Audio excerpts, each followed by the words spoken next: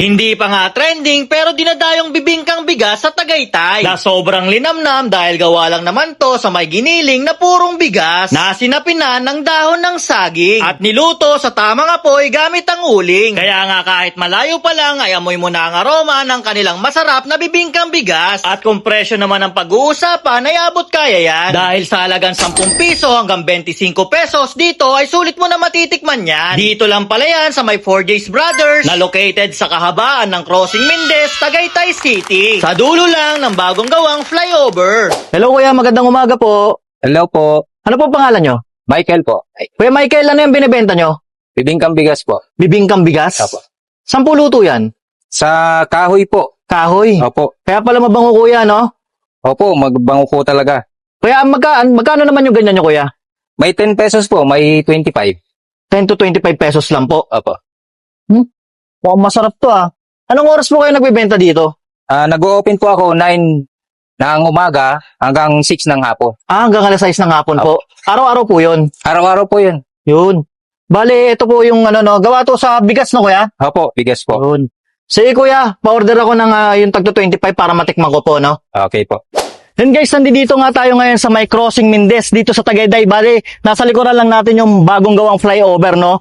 Guys, napa-order tayo dito, napabili tayo dito sa may 4J's Brother ng, yung bibingkang kanin yan, guys. Ito yung purong kanin, guys. Yung isa kasi, di ba, yung sa malagkit. Ito naman, purong kanin.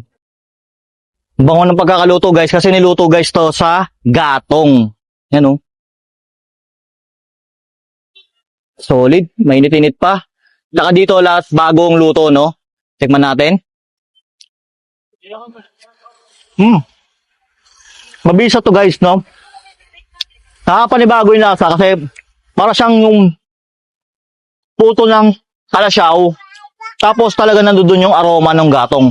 Maamoy mo tapos malalasahan mo din. At ang maganda dito kasi ang price nito 25 pesos to 10 pesos lang, no? Yan.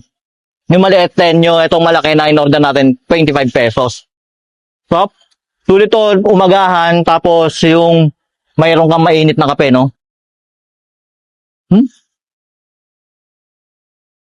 Ito guys, hindi pa sikat si kuya dito, pero ang dami niyang suking dumadayo. Yung wala masyadong nakapila, pero makikita mo lahat ng nadaan, kilala niya, taka mga suki niya na, lalo-lalo na yung mga nagtatrack. Kaya, sarap lang nga. Ito pa yung masarap yung sa ibabaw, yung tutong. Parang kang kumain ng tutong ng biko. Napakasarap guys.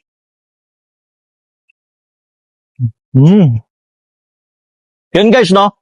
Open nga pala dito si kuya ng alas 9 ng umaga hanggang alas 6 ng hapon. Dito lang ulit yan guys sa may Crossing Mendez dito sa Tagaytay. Pagbaba nyo na itong flyover, dito lang siya bandang kaliwa, makikita nyo agad. Tsaka maamoy nyo talaga yung luto niya dito kasi nandun yung usok, makikita nyo yung usok tapos yung amoy ng bibingka napakasarap. Kaya ano pang hinintay nyo guys? Kung gusto nyo ng ganitong food trip, naghahanap kayo ng ganitong bibingka, dayo na kayo dito.